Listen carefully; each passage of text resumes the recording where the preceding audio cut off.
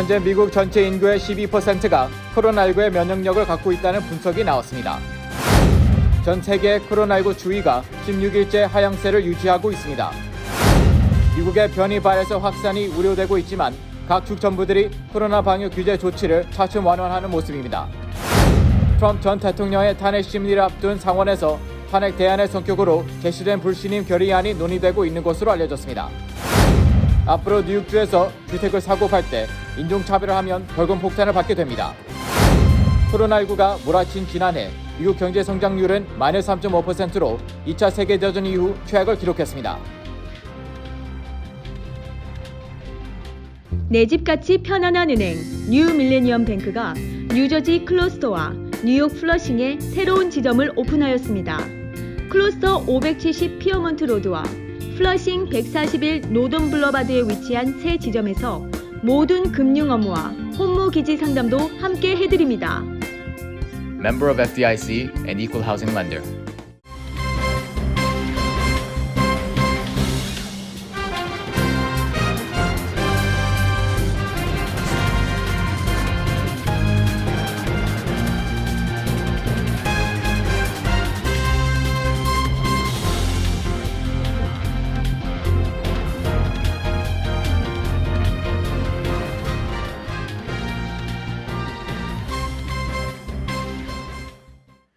여러분 안녕하십니까? KBTV 뉴스 9 이창원입니다. 미국 전체 인구의 12%가 코로나19의 면역력을 갖고 있다는 분석이 나왔습니다. 1차 백신 접종으로 일부 면역을 확보한 사람들과 코로나19 완치자를 합한 수치입니다.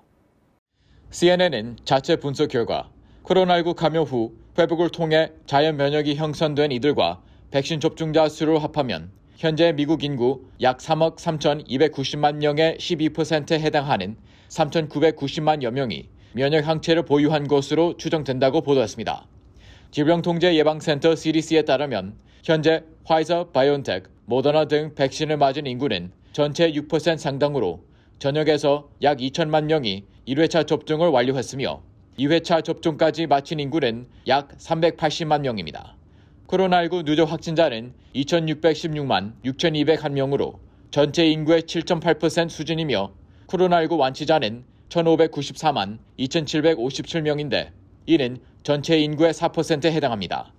1차 접종으로 일부 면역을 확보한 이들과 코로나19 완치자를 합하면 미국 전체 인구의 12%가 면역 항체를 확보했다는 결론입니다. CNN은 완치 후 형성된 면역 항체는 일정 기간이 지나면 기능이 약화되며 이에 따라 더 오랜 기간 예방 효과를 유지하기 위해 백신을 맞아야 한다고 전했습니다. 전문가들도 코로나19에서 회복된 이들 역시 백신을 접종해야 한다고 권고하고 있습니다. 질병통제예방센터 CDC에 따르면 26일까지 미국에서는 총 4,439만 4천여 회분의 백신이 배포됐고 이 중 2,354만여 회분이 접종됐습니다.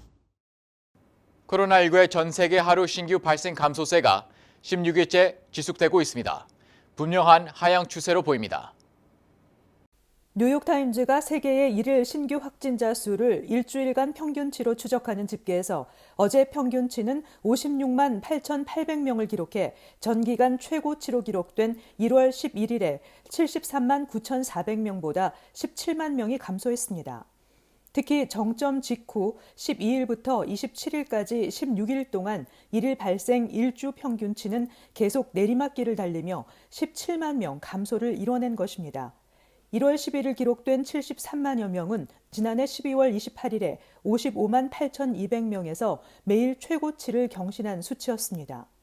한편 CNN은 올해 1월 들어 26일까지 미국에서 7만 9천여 명이 코로나19로 목숨을 잃어 팬데믹 이후 월간 사망자가 최다를 기록했다고 보도했습니다.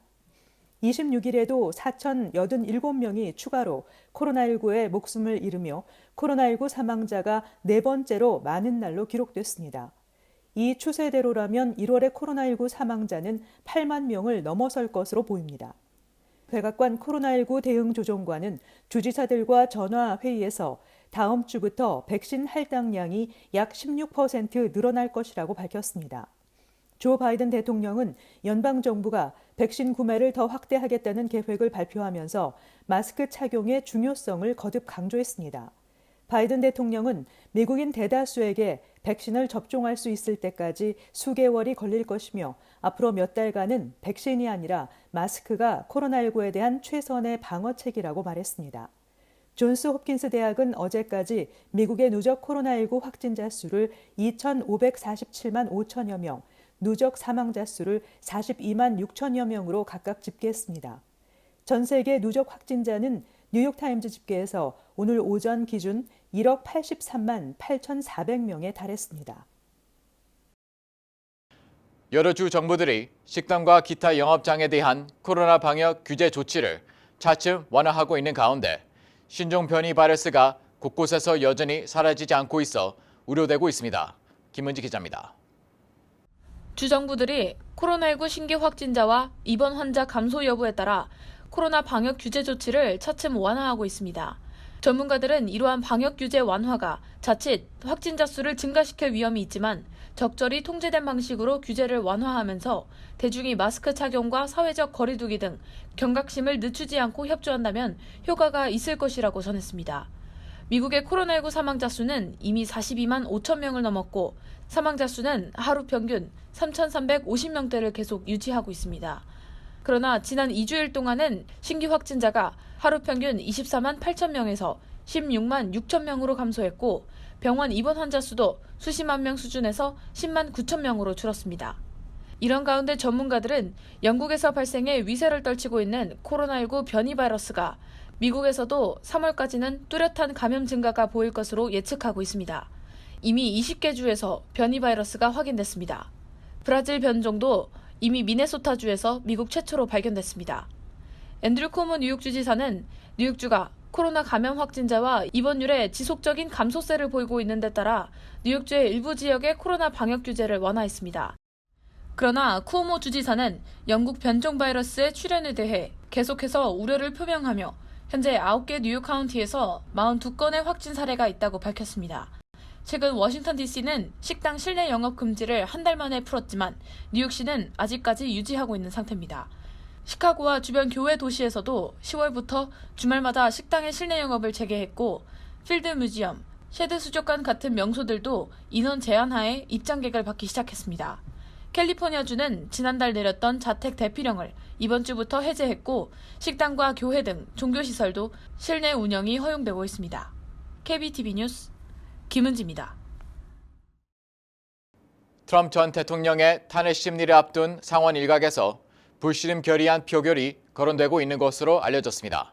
이 불신임 결의안은 지난번 탄핵 위헌 투표에 공화당에서 압도적 다수가 표를 던진 데 따라 탄핵 대안 성격으로 제시됐습니다.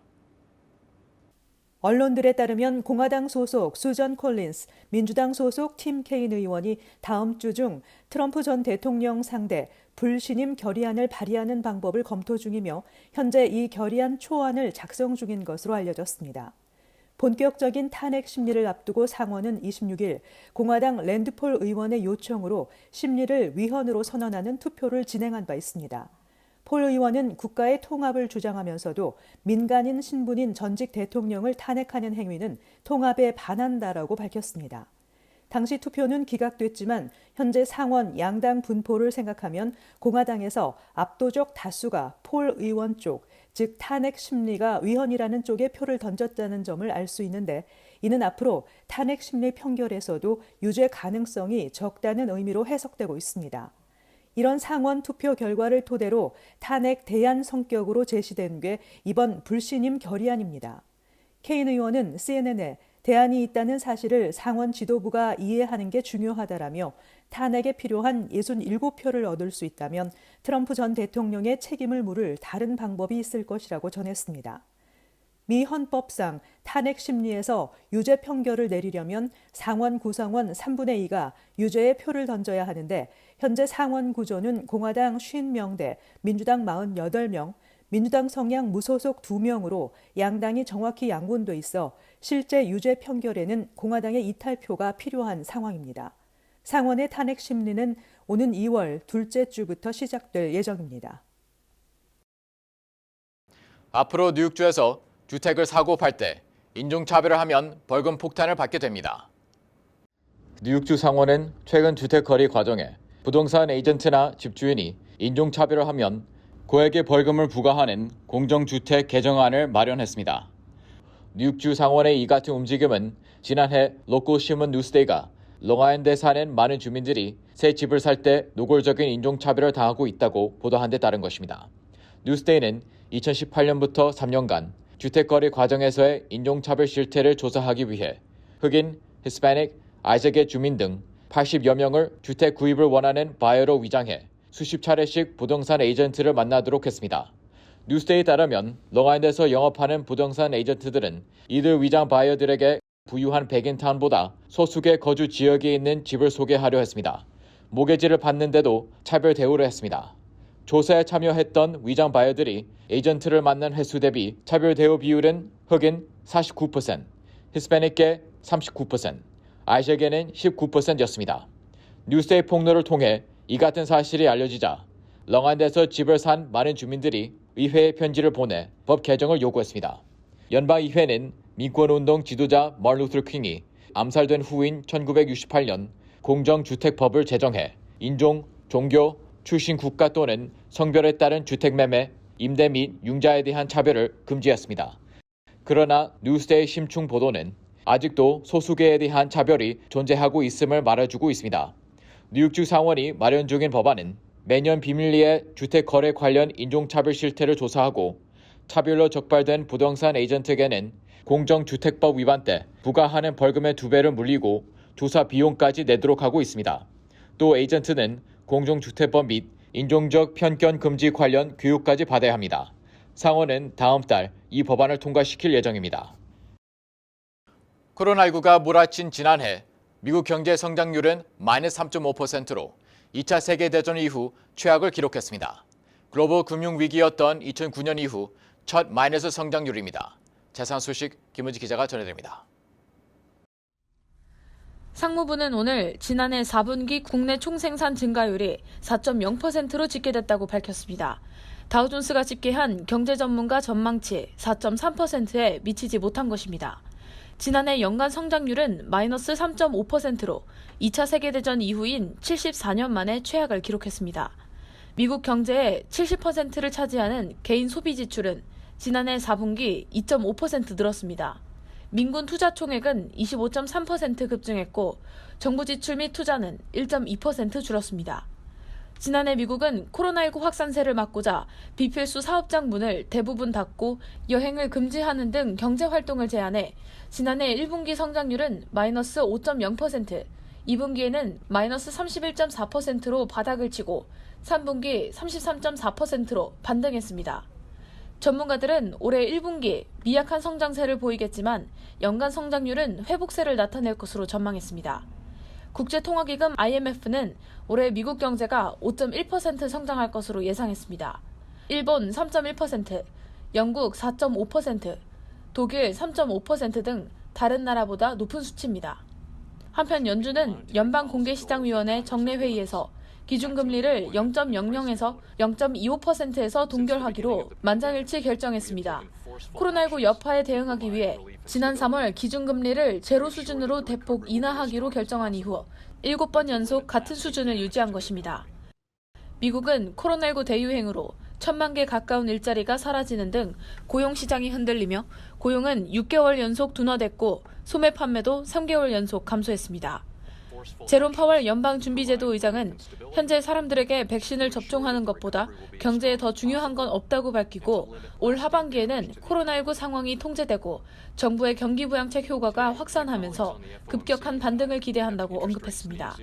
이와 함께 연준은 최소 2023년까지 기준금리를 사상 최저 수준으로 유지할 수 있을 것으로 기대한다고 전했습니다. KBTV 뉴스 김은지입니다. 오는 3월 7일 제37대 뉴욕 한인회장을 선출하는 선거가 치러집니다. 뉴욕 한인회 이사회는 이를 위한 선거관리위원회를 구성하는 등 준비에 박차를 가하기로 했습니다. 27일 뉴욕 한인회는 제36대 정기이사회를 온라인으로 개최하고 한 달여 뒤로 다가온 뉴욕 한인회장 선거에 대해서 협의했습니다. 이날 이사회에서는 선거관리위원회 위원장에 김영덕 뉴욕 한인회 이사장을, 선관위 위원회 홍대수 뉴욕 한인 경제인 협회장, 진강 뉴욕 한인 변호사 협회장, 민권센터 김종훈 국장, 뉴욕 가정상담소 이지혜 소장을 선임했습니다.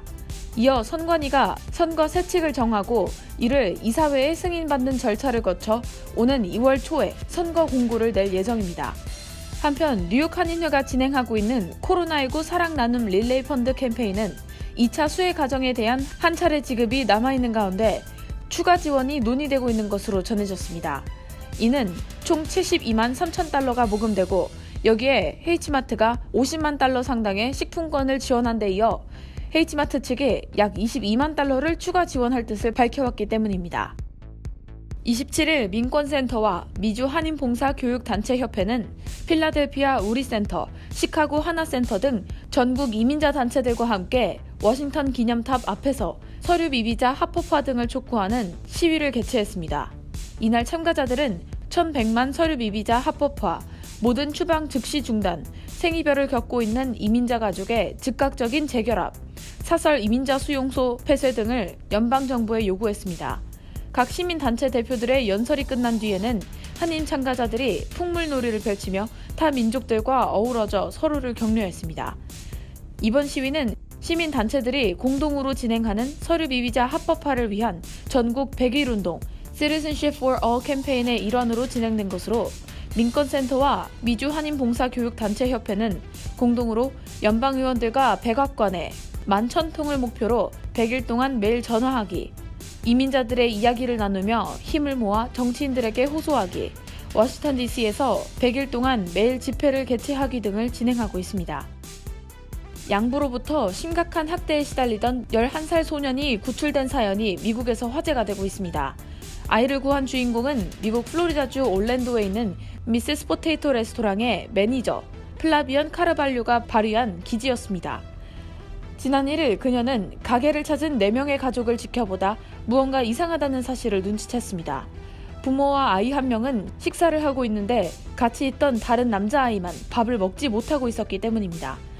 아이는 비쩍 마른 데다 언뜻 몸에 타박상을 입은 흔적도 보였다며 마스크 아래로 겨우 보이는 피부에도 상처가 나 있었고 관자놀이에는 멍이 들고 눈썹 사이에는 큰 흠집이 있었다고 전했습니다. 이에 그녀는 학대받은 아이라는 직감이 들자 종이에 괜찮니라고 적은 뒤 부모가 한눈을 파는 사이 소년에게 내밀었습니다. 쪽지를 본 소년은 고개를 끄덕였습니다. 매니저는 다시 정말이니? 라고 쓴 쪽지를 내밀었습니다. 소년은 또 고개를 끄덕였습니다. 하지만 매니저는 여전히 미심쩍은 느낌을 떨칠 수 없어 마지막으로 도움이 필요하니? 라고 써서 전했습니다. 그러자 소년이 또 고개를 끄덕였습니다. 도와달라는 사인을 확인한 카르발류는 즉시 올랜도 경찰에 통보했고 부모는 달려온 경찰관에게 체포됐습니다. 조사 결과 소년이 양부 티모시 윌슨으로부터 일상적인 학대를 받아온 사실이 드러났습니다. 양부는 아동학대 혐의로 여러 차례 체포된 전력도 있었습니다. 소년은 온몸이 상처투성이었고 몸무게는 또래 남자아이의 평균치보다 9kg나 적게 나갔습니다. 수사관들은 소년이 조사를 받을 당시 건강 상태가 매우 좋지 않았고 그대로 방치했다면 생명을 잃을 수도 있는 위험한 상황이었다고 전했습니다. 민족 최대의 명절인 설날이 다가오면서 한인은행들이 설날 무료 송금 서비스를 진행합니다. 원달러 환율이 달러당 1,100원 초반대를 유지하고 있어 올해 무료 송금 서비스 이용 고객이 증가할 전망입니다. 무료 송금 서비스 기간은 은행별로 상이하지만 영업일 기준으로 대개 5일에서 6일 정도입니다. 뉴 밀레니엄 뱅크와 노아은행은 오는 2월 1일부터 12일까지 영업일 기준 10일간 진행하며 KB하나은행은 지난 1월 22일부터 2월 12일까지로 16일간 진행합니다. 대상 국가는 메트로시티은행과 노아은행은 무제한, 나머지 은행들은 한국 또는 한국을 포함한 세계에서 6개국을 대상으로 합니다. 단 KB하나은행은 해외 24개국의 모든 KB하나은행으로 송금 시 금액과 횟수에 상관없이 수수료를 면제합니다. 대부분의 한인은행들은 송금액에 제한을 두지 않지만 우리 아메리카 은행의 경우엔 송금 1회당 3,000달러까지 최대 2회로 한정했습니다. 메트로시티 은행은 1,000달러까지, 뉴뱅크는 3,000달러까지 송금 수수료를 면제받을 수 있습니다. JLIC 은행도 1,000달러까지 제한이 있습니다. 단 코로나19로 인한 영업시간 변동이 있을 수 있어 지점별 운영시간과 토요일 영업 유무를 확인하는 게 바람직하다는 관계자들의 조언입니다. 잠시 후 커뮤니티 브리핑을 전해드립니다.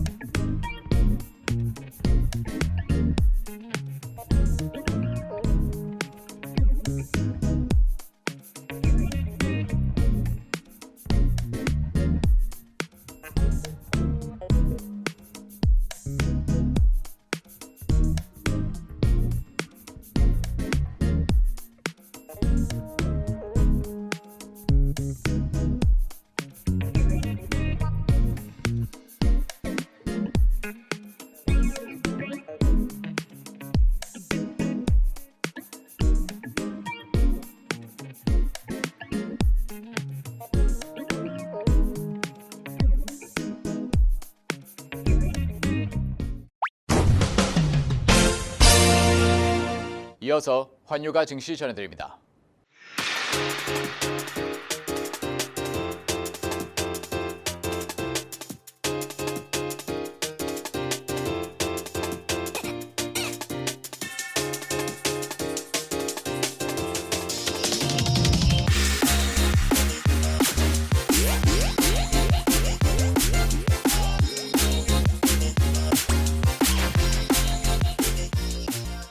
잠시 후 뉴욕과 뉴저지 날씨 전해드립니다.